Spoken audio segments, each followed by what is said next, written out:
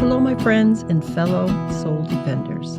My name is Christy, and this is Soul Bruises, a podcast devoted to taking a closer look at spiritual abuse. If this is your first time listening, I'm so glad you're here. I'm also grateful for those returning.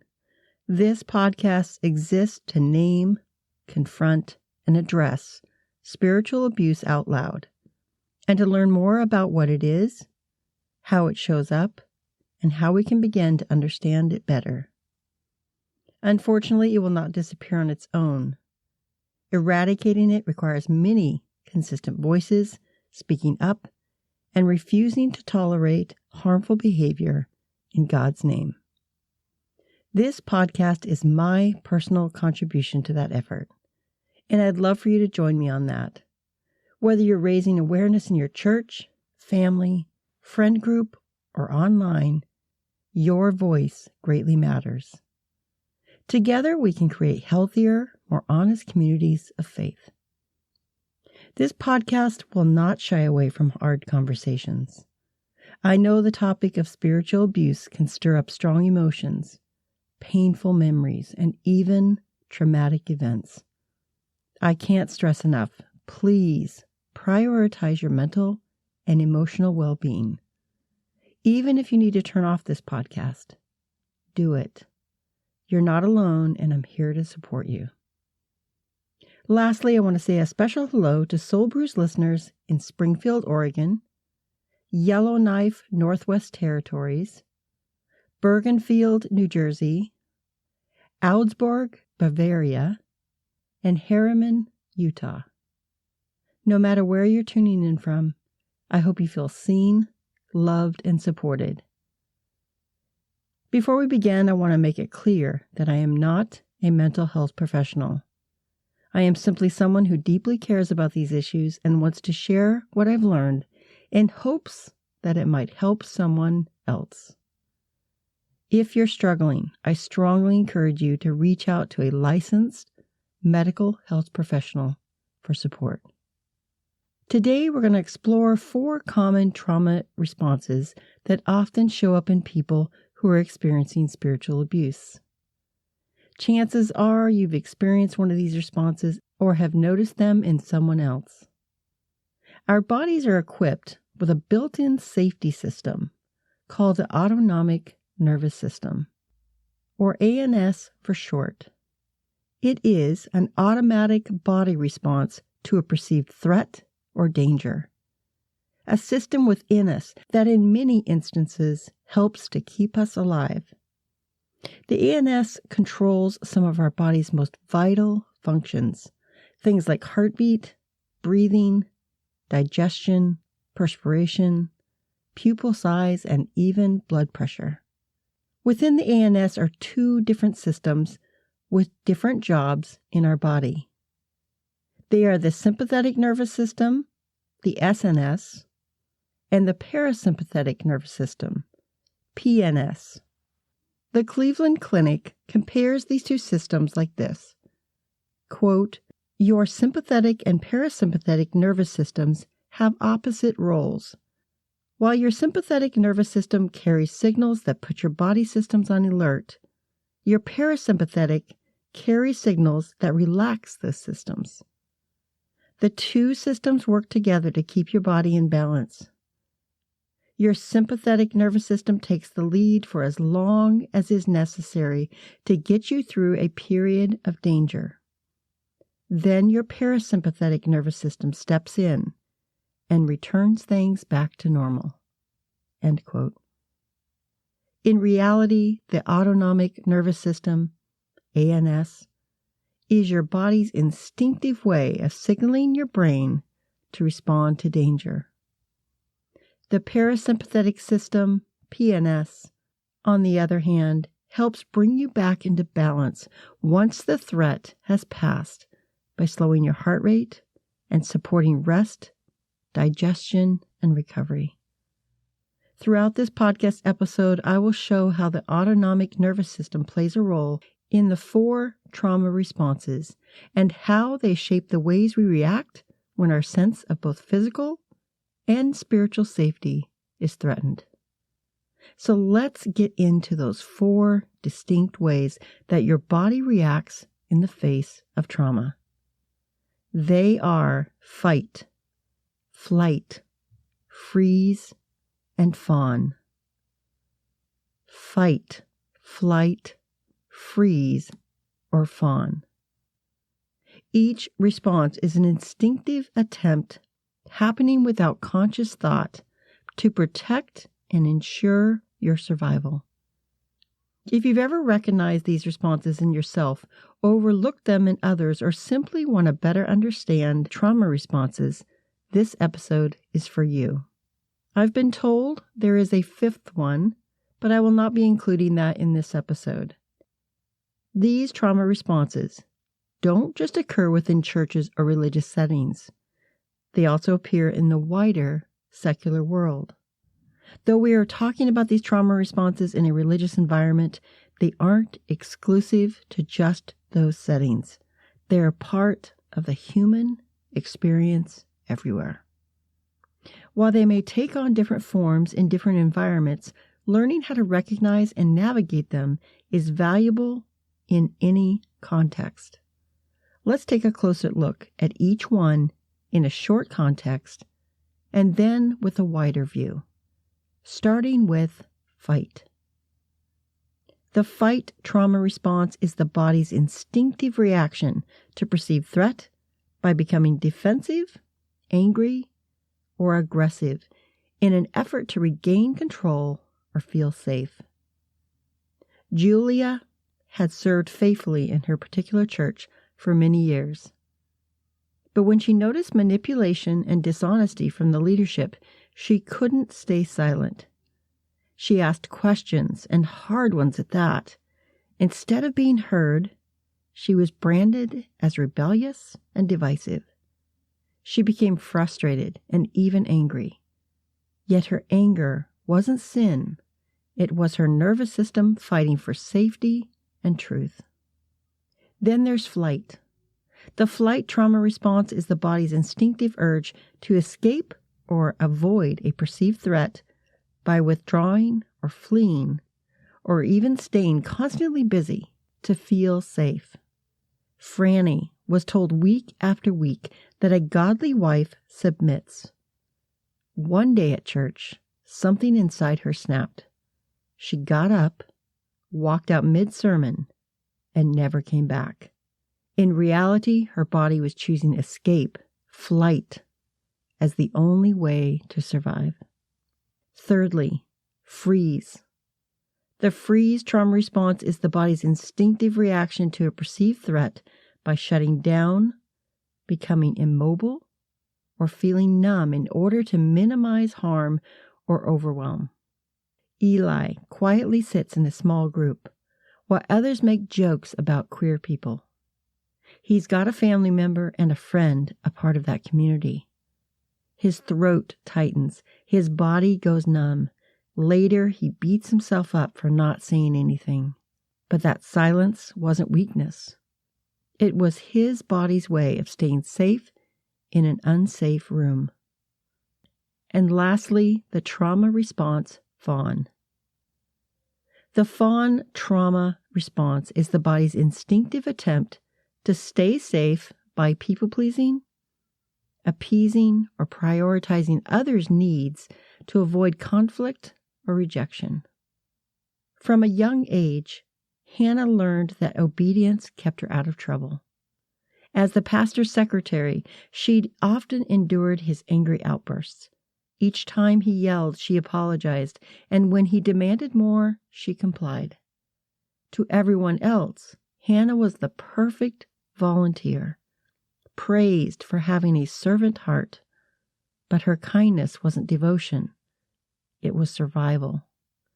Pleasing the pastor was how she stayed safe. In reality, these responses are not signs of weak faith. They're signs that your autonomic nervous system is doing exactly what it's designed to do: protect you. The real tragedy is that many churches react in these ways, much like most of us do at some point, yet interpret it as a flaw within themselves rather than a sign that the environment isn't safe. In spiritual abuse, these responses are often spiritually mislabeled.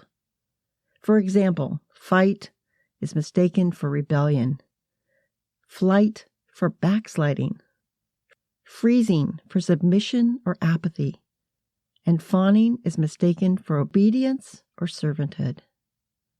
Let's walk further down the road with each of these 4 F's of trauma responses and through the lens of spiritual abuse. When we talk about trauma, especially in the context of faith, it's easy to picture the most obvious moments of harm: an abusive leader, a manipulative sermon, or a controlling system. Trauma not only lives in our physical bodies, it also exists within a church. Sometimes it appears in subtle ways as we instinctively try to protect ourselves when the place that once promised love started to feel unsafe. The fight response often shows up when someone begins asking hard questions or calling out hypocrisy. It can also show up in the midst of a challenge to church leaders on a matter. They might be labeled as rebellious, divisive, loud, or disruptive. But in reality, they're often fighting for truth, safety, honesty, and authenticity, and meeting resistance, silence, even shunning for doing so. The flight response shows up when someone finally walks away, leaving the community, avoiding sermons, or withdrawing from anything that feels religious or involves church events or church members. Often they are not running from God. They don't always distrust all the individuals they're running away from. They just don't know who they can trust. So in their minds, they're running from potential future harm. This person is sometimes unfairly labeled as stubborn or immature, as if they're just taking their toys and going home when things don't go their way.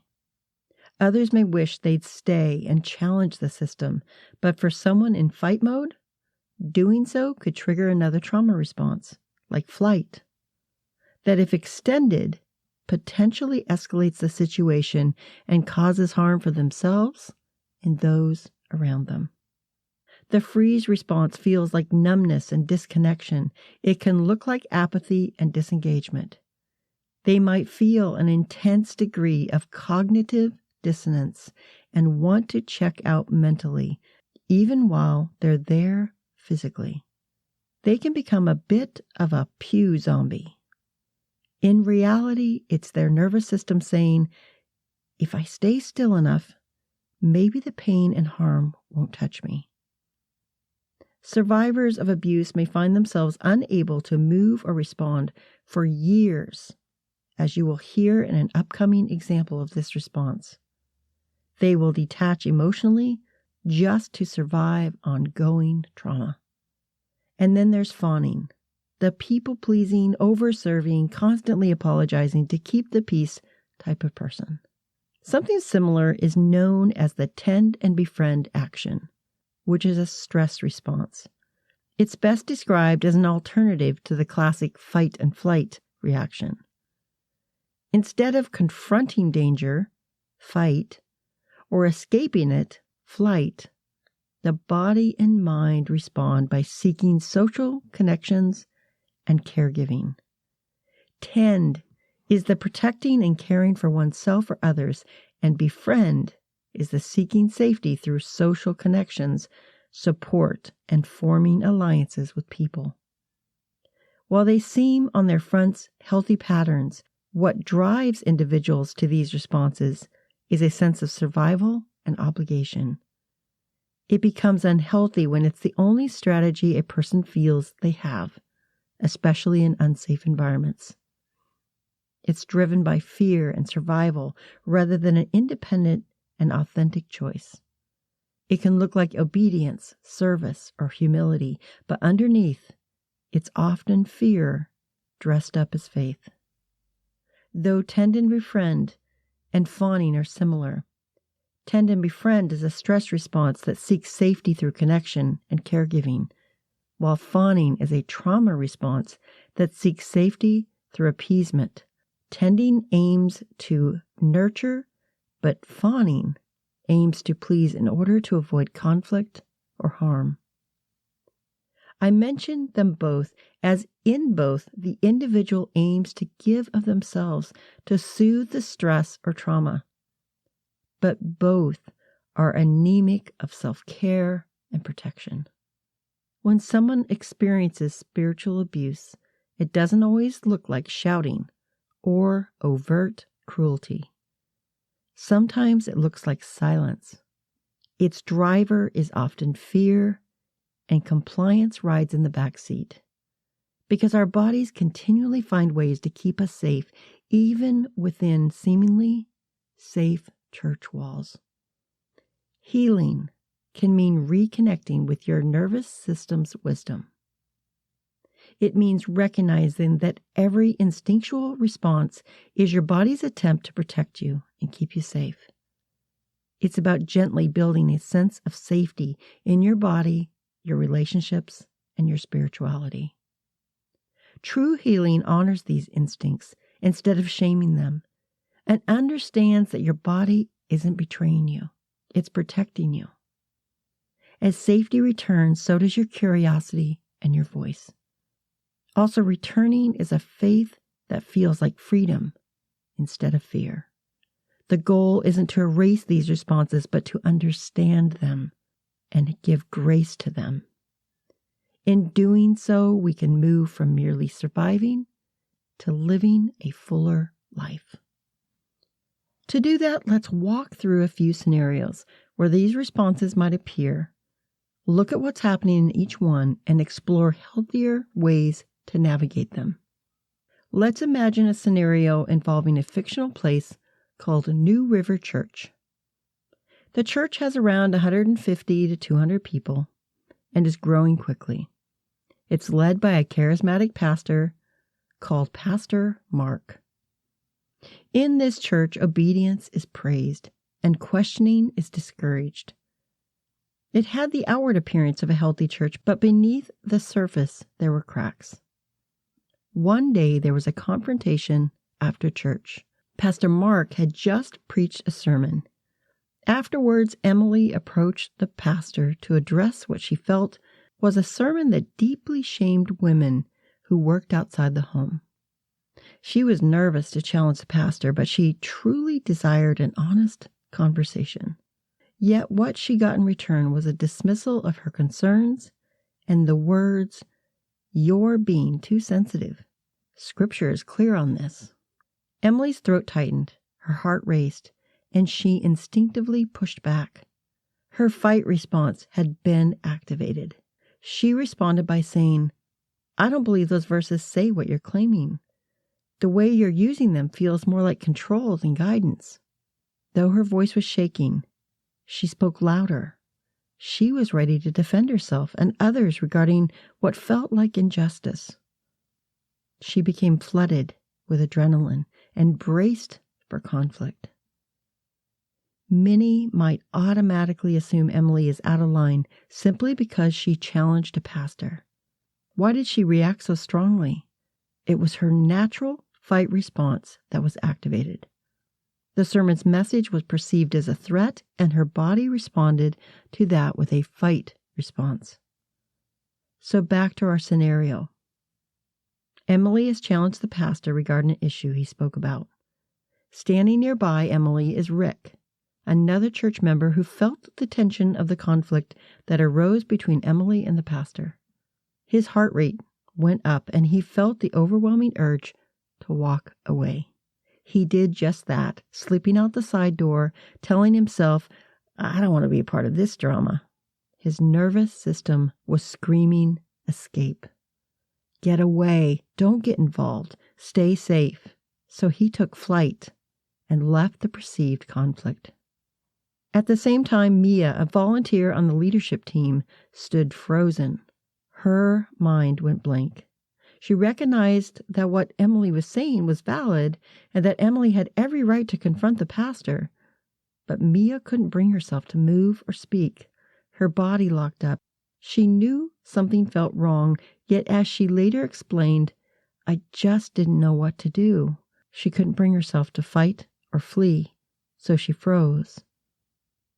Finally, Peter, a longtime member of the church, was eager to stay in good standing and jumped into the conversation between them in an attempt to smooth things over.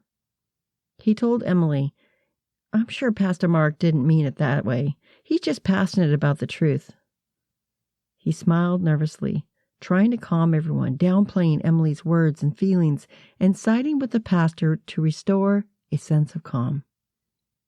Peter's fawning response reveals his instinct to appease the perceived threat, to maintain safety and connection, and perhaps to ease his own discomfort amidst the tension. All 4 responses, Emily's fight, Rick's flight, Mia's freeze, and Peter's fawning, are simply our body's way to survive. Each response is very common. None are a failure of faith, just protective instincts put into action. All right, here's another scenario. Grant, an associate pastor, began to notice behavior regarding the lead pastor that didn't sit right with him. Several young women felt uncomfortable around the pastor, describing his actions as overly flirtatious and inappropriate. Concerned, Grant first tried to address it discreetly by bringing it to the elders' attention. Instead of taking him seriously, they accused Grant of being divisive and disruptive, leaving him with no other option. Grant did what he thought was right and made the decision to speak out publicly. He did this by posting an open letter calling what others refused to acknowledge. He was exhibiting a fight response. He couldn't stay silent anymore, but his courage came with a cost as he lost his job, his friends, and his faith community. Tessa, a worship leader in the church who happened to be one of the women that experienced those crossed boundaries by the lead pastor, happened to feel ill more frequently. These absences really affected the whole worship team as she was the lead singer. Without warning, she packed up her guitar, left the church saying goodbye to no one, and never returned. She felt the instinct to run, and she did. She didn't lose faith. She just ran away to escape the inappropriate behavior by the lead pastor. Caleb, a youth volunteer, reacted differently during a staff meeting where one of the women was publicly humiliated for speaking up about the behavior of the head pastor. He sat frozen. He knew he'd seen some of this inappropriate behavior and should really say something. His heart raced, but his mouth wouldn't move. Week after week, he remained numb, convincing himself that maybe this wasn't as bad as it seemed, that him getting involved would not be helpful. Caleb exhibited the freeze response, when the body shuts down to survive and speaking feels impossible. And then there was Becca, the head pastor's assistant. When the rumors began to surface, she defended him both online and in person. She worked late and apologized for the things she didn't do. She believed being loyal to the head pastor was the right thing. Her fawning response had one objective: protect her pastor, with the added bonus of keeping in good graces with the lead pastor. This fawning response was a survival strategy that involved people-pleasing to stay safe. Years later in therapy, Becca realized she'd spent years trying to create peace to avoid punishment or discomfort. Also believing her loyalty to the church and the lead pastor superseded her instincts to speak out. Each of these church members, Emily, Rick, Mia, Peter, Grant, Tessa, Caleb, and Becca, responded differently.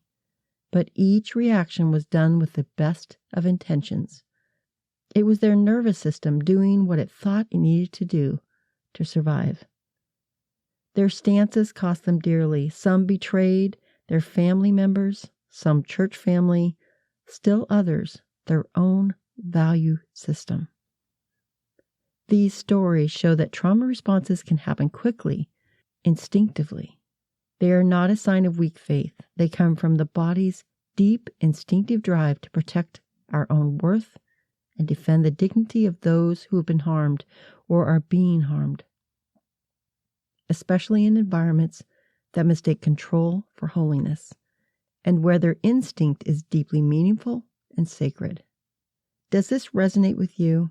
If so, you are not alone. Your body isn't broken. The system that shamed it is. Acknowledging and speaking truth is where healing can finally begin. I personally wanted to know more. Is there a reason why one individual's body would pick one trauma response over another? I know for myself, I've experienced each of these responses in different scenarios, but my body seems to have inclinations to some over others. If you're curious about this, I encourage further exploration on this matter. Here's what I've discovered so far. There are many reasons why people tend to respond with different trauma responses, and it's not a simple explanation. Several factors are at play. First, our genetic makeup and temperament play a major role. Some individuals seem more inclined to challenge the status quo. They're not afraid to speak up or rock the boat. It seems to come more naturally to them. Others avoid conflict by withdrawing or stepping back. Others appear present but emotionally checked out. They seem apathetic and passive about matters. And then there are the fawners, who seem to just go along with the loudest voices or the most popular opinions. Secondly, there are childhood experiences people have had. Some have had to endure neglect, a constant level of stress, and even abuse. These can certainly lead to various trauma responses over others. Thirdly, people have developed survival strategies that have been effective with other situations, and they use them for their current situation. For example, a child in a physically abusive household may default to freeze or fight, as those have kept them safe in their volatile environment. Or for someone in a psychologically manipulative environment, they may constantly fawn, hustling for their survival. Lastly, the decision is made because of how that person perceives the threat. If they perceive it as controllable, they might choose fight or flight. This usually happens when a person believes they have enough power, agency, or resources to confront or get away from the situation. Yet if the threat seems inescapable, they may choose freeze or fawn. They do this because their nervous system sense that resisting or escaping would make things worse, or is simply impossible. There is also the influence of attachment styles on trauma responses, but that's a conversation for another day. Instead, let's dive into the nuts and bolts of each of these responses, the fight, flight, freeze, and fawn responses. How can we recognize them in ourselves and others? When we know what they are, we can use that information to get curious about why our bodies are trying to protect us. The more in tune we are with our body and emotions, the better equipped we are to navigate through stressful situations. I'll share some real-life stories that illustrate each response, and I'll include links to these stories in the show notes if you'd like more context. With fight, a person confronting a threat head-on is a common response. It can often manifest itself in anger, defiance, or aggression. In the context of spiritual abuse, this fight reaction may lead to questioning authority, calling out hypocrisy, or challenging harmful doctrine. Internally, you may feel a strong sense of moral outrage, injustice, and an intense drive to expose the truth or protect others. This impulse can show up due to setting firm boundaries, standing your ground, or resisting the established authority. I know that's how I've felt many times with this podcast.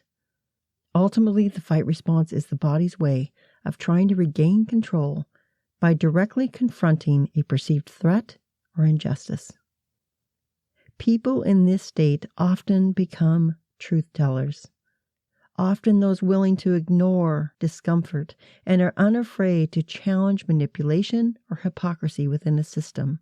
As you can imagine, when wrongdoing is present, this response is rarely welcomed because it disrupts the status quo or can expose that which some would prefer stay hidden. Many of those who enter the fight mode are whistleblowers who risk so much to expose and bring about change. A current real-life example would be the Southern Baptist Convention crisis. This crisis centered on widespread allegations of sexual abuse and a systemic cover-up within the denomination that were revealed through investigative reports and survivor testimonies. Leaders were accused of protecting the institution's reputation rather than addressing abuse or supporting victims. The scandal sparked deep divisions over accountability, transparency, and the rule of power and patriarchy in church leadership. If it hadn't been for a major, sustained, and systemic fight driven largely by survivors and advocates, the truth might never have come to light, and meaningful change might never have happened. The late Jennifer Lyell, who went public in 2019, despite intense backlash, tirelessly challenged the SBC's refusal to track abusers and handle claims appropriately.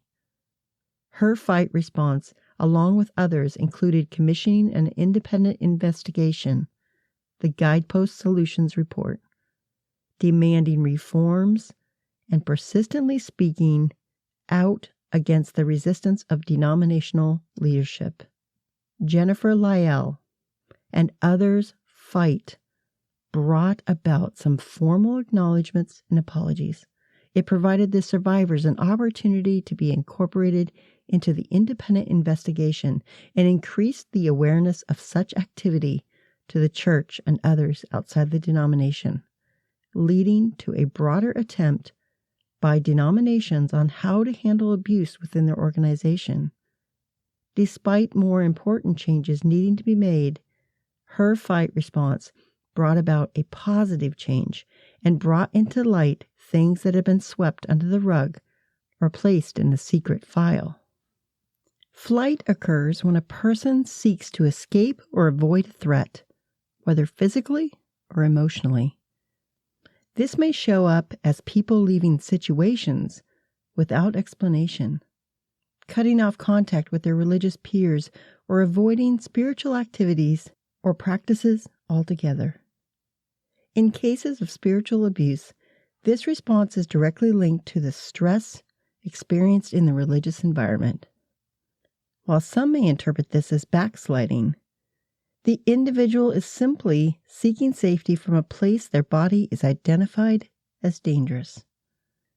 The choice to create distance is driven by an intense feeling of panic and overwhelm, as their nervous system dictates that escaping is the necessary path for survival.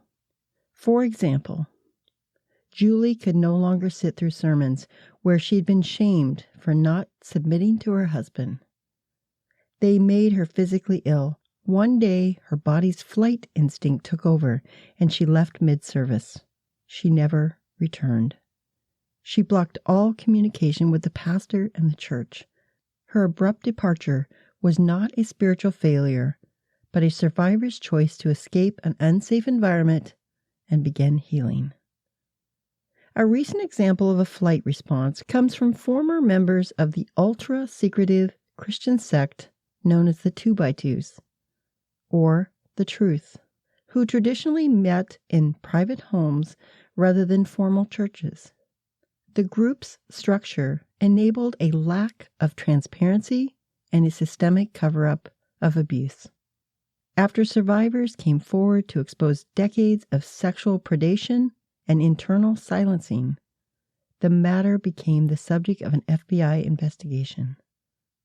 Given the group's unique, high-controlled, and isolating structure, the flight response is particularly debilitating. Since meetings occurred in homes, the escape is less about fleeing a physical building and more about fleeing an entire, all-encompassing way of life.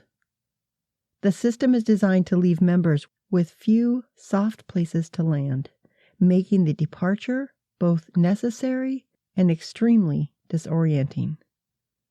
A significant factor is the group's emphasis on absolute certainty of their eternal salvation and divine purpose, a belief shared by many high-controlled religious environments. Fleeing a system like that can give those leaving it a sense of losing that sense of security and purpose. A terrifying aspect of this loss is a deep sense of grief, intense confusion, and a profound mistrust of all authority. Ultimately, for those leaving the 2x2 church, the flight was not just about walking away. It meant a terrifying, isolated journey into an unknown world without the social, economic, or spiritual maps that they've been conditioned to rely on, and they are not alone. In a future episode, I'll be interviewing former members of this church. Their painful journeys, like those of so many others, have made it difficult to confront the ways their organization rationalizes, excuses, or conceals abuse. Members are forced to grapple with remaining in a system that fails to protect its most vulnerable. As was mentioned before, freezing is a trauma response that is characterized by becoming physically immobile, emotionally numb, and often cognitively detached. People in this state often experience a sense of being stuck or spiritually paralyzed. They feel zoned out, profoundly disconnected and confused, sometimes wanting to engage but feeling absolutely nothing. This reaction is a deep survival strategy where the mind tells the body, if I remain still and shut down, I can avoid any further pain or danger. Elijah often sat in a small church group, quietly nodding as others shared harmful views about queer people. One of his closest friends was queer, and he desperately wanted to speak up, but each time he tried, his throat tightened and his body went numb. Afterwards, he felt intense shame for staying silent. This was a freeze response, his body shutting down to protect him from a perceived threat of rejection or conflict. What looked like apathy was actually a deep physiological reaction to fear in a hostile environment. In a recent story of sexual abuse of a minor by Pastor John Lowe II, the freeze trauma response was clearly demonstrated by Bobby Gephardt, the victim. Her inability to speak about the abuse led to decades of silence and emotional paralysis. She remained silent for 27 years. This is how the freeze response manifested in her life. 27 years ago, she was sexually assaulted by Pastor John Lowe II. The emotional energy needed to process the trauma and confront her abuser, Pastor Lowe, was so overwhelming, she froze psychologically. By doing this, she detached from reality of the abuse to survive within the church system, which she had been a part of her whole life. To make matters worse, when the abuse came to light, Pastor Lowe verbally disguised it as a moment of adultery, causing her and others to believe that she had been a willing participant, despite the fact she was a child. This combination of confusion and power imbalance led Gephardt into intense self-blame and suicidal thoughts. She struggled to understand the spiritual paralysis she felt, unable to reconcile the actions of a man of God with the deep pain she felt. Believing that she was a horrible person is a common psychological outcome of the freeze response, as it often directs anger and blame inward. This freeze response was so strong that the abuse continued for 9 years. Eventually, after many years, which is not uncommon, she made a decisive and painful shift from freezing to a courageous fight response. And boy, did she fight. In 2022, Bobby made a public declaration in front of all her spiritual peers, revealing years of sexual abuse by Pastor John Lowe. Many in the congregation sat in stunned silence, frozen in disbelief that something like this could happen in their church right under their noses. Others quietly slipped out the back doors in a flight response, and as Bobby and her husband moved to the front of the church to speak, asking people in the congregation, "If you love us, please let us speak," several elders responded by surrounding the pastor. Thankfully, the victim was allowed to share her story to the stunned congregation. This freeze response of staying silent for 27 years is a common survival tactic, especially when escaping a threat is impossible. This is often the case when a powerful authority figure is the abuser. Licensed marriage and family therapist Beverly Engel wrote in her article on child abuse, quote, "Delayed disclosure is common for survivors. In fact, most wait years before disclosing child sexual abuse. Surprisingly, the average age at the time of reporting child sexual abuse is about 52 years old." End quote. What happened after Gephardt left the room sickened me. Many of the audience members responded with fawning behavior by gathering around the disgraced pastor to pray for him, while disregarding the pain and the truth of the victim that was moments ago standing before them. They dismissed criminal behavior, disregarded her testimony, and chose instead to defend the system. A complex trauma response rooted in fear and misplaced loyalty. Lastly, fawning is a trauma response where a person attempts to avoid conflict, harm, or rejection by appeasing or pleasing the perceived threat or perpetrator. It's a fear-based survival strategy that says, if I can stay agreeable, compliant, or helpful, maybe I'll be safe. In the context of spiritual abuse, those who fawn will defend or excuse a harmful leader's behavior. As it pertains to themselves, they tend to over-apologize or minimize their own pain to keep the peace. They often people-please and struggle to say no. To avoid being labeled rebellious or divisive, they silence their own truth, working hard to earn or maintain acceptance through loyalty, service, and submission. While this may look like humility or grace on the surface, it's actually a self-protective reflex to preserve safety and belonging in an unsafe environment. Over time, this suppression and compliance meant to maintain loyalty leads to a loss of identity and the silencing of one's authentic voice. It is driven by a belief that if I'm agreeable and helpful, maybe I won't be shamed or abandoned. But ultimately, in the end, you abandon yourself and become complicit. A real-life example is in the case of the Mars Hill Church. I haven't yet talked much about the Mars Hill Church or its founder, Pastor Mark Driscoll, but his leadership is a master class in spiritual abuse on so many levels. More on him and his story in a later episode.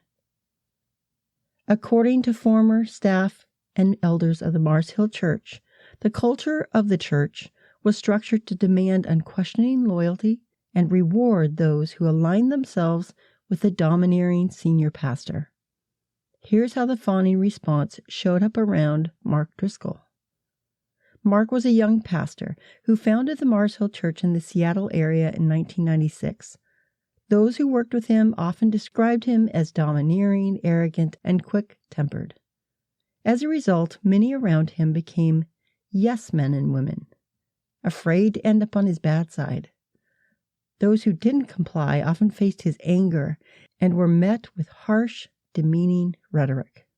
Staff and leaders quickly realized that to maintain their positions within the fast-growing church, they had to prioritize appeasing him and people-pleasing over honesty or confrontation.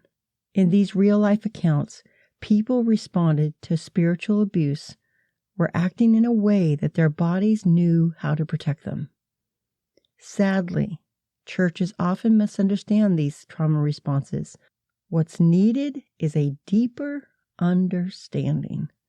Instead of viewing the person's trauma response as the problem, we must recognize that the real issue lies in the environment or system, or in the actions of those causing harm. My hope is that by learning about these trauma responses, we can begin to respond with greater awareness, compassion, and care. This does not involve fighting against your body's natural response to protect itself. It's about working with your body in a new and healthy way. The responses of fight, flight, freeze, and fawn are your body's way to keep you safe, not a moral failure to be shamed. They are our survival mechanisms. Healing begins when we notice them with a curiosity instead of shame. One healthy way of approaching this is by becoming aware of your body's trauma responses. Pay attention to what's happening inside you. Is your heart racing? Or has your breathing increased? Is your stomach getting queasy? Are you feeling like you just want to shut down? Then name those feelings out loud if you need to. Say things like, I'm feeling frozen. I notice I want to run. I'm feeling pretty angry right now. I'm feeling like I have to choose a side. Naming these feelings and emotions helps bring them to conscious awareness, which is the first step towards understanding and regulating them. After becoming aware of these feelings, find a way to regulate your body by trying to take deep breaths, praying, journaling, talking to yourself in a kind and gentle way, going for a walk, or even taking a nap. You also will want to set healthy boundaries for yourself. This retrains your body to understand that safety and authenticity can coexist. 2 other powerful steps include connecting with safe, supportive relationships in your life. Friends, mentors, therapists, pastors, or any community that honors your story without control or judgment.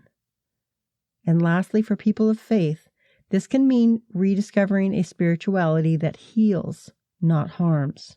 Over time, we can retrain our trauma responses to serve us in healthful ways. To briefly summarize, the fight response arises when we feel threatened and your body tries to protect you or regain a sense of control. You might feel angry, tense, defensive, or easily offended, and your reactions may come across as controlling, aggressive, or confrontational. Instead, try grounding yourself in deep breathing, positive self-talk, physical activity, journaling, or reaching out for support.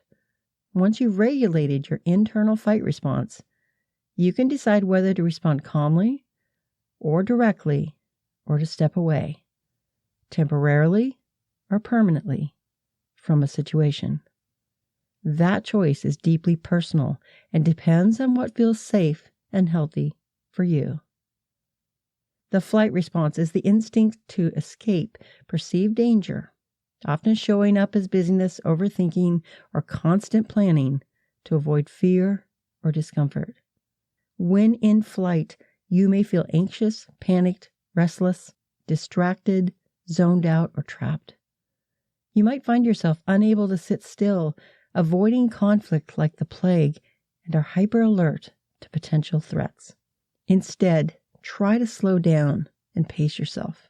Practice gentle physical movements. Take time for quiet reflection. Use grounding or safe space visualizations. And focus on steady, controlled breathing to calm your nervous system. The freeze response involves an emotional or physical shutdown when faced with the threat. A person may feel stuck, unable to act, using stillness as a way to stay safe or unnoticed. When in freeze, you might feel numb, empty, unfocused, scared, or ashamed. You may withdraw, daydream, become indecisive, seek solitude, or experience depressive feelings. To counter this response, focus on your breathing. Gently expand your comfort zone. Practice muscle relaxation. Engage in small acts of kindness. Start saying yes in safe opportunities. Reorient your thoughts and remind yourself you are not alone. The FAWN response is a survival strategy centered on appeasing others. People may people please, over-accommodate, or suppress their own needs in order to stay safe. When in FAWN, you might feel overwhelmed, scared, disconnected, feel responsible for others, burned out, or inauthentic. You may act by pleasing people, by being codependent, struggling to say no, being easily manipulated, lacking boundaries, or over-apologizing. To counter this response, practice setting healthy boundaries, assertiveness, self-reflective journaling. Engage in inner child healing. Build supportive relationships. Start saying no when needed. Prioritizing your self-care and self-validation through positive affirmations. This is immensely challenging work. How do I know? I have personally experienced every single one of these trauma responses, not only in a secular context, but in a spiritual context as well. If you were to reflect long enough, likely you have also.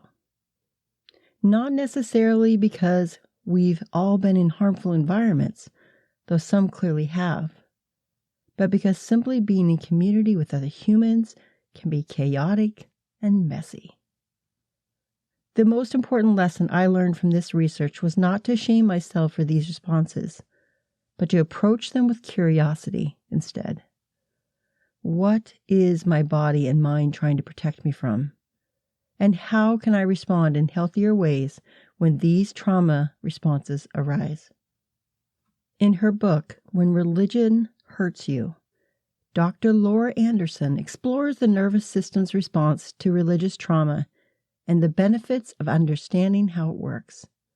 It's incredibly informative, and I highly recommend reading it if you can. She shares a personal caveat at the end that I thought was both helpful and inspirational, especially for anyone who has experienced trauma, which is all of us at some point. She said, quote, "Understanding the nervous system was for me a foundational part of healing from trauma. Often individuals who have had overwhelming and dangerous experiences find themselves stuck in shame over the way that their body responded in the scariest moments of their lives. They've wondered why they couldn't speak up or run away, why they seemed unable to move, why they went along with someone, or why, despite wanting to fight, they stood still. We believe that if we figure out where we went wrong, then we can keep it from happening again. It feels easier to figure out what we can fix than to acknowledge how bad it truly was. I remember the day that the nervous system information clicked for me.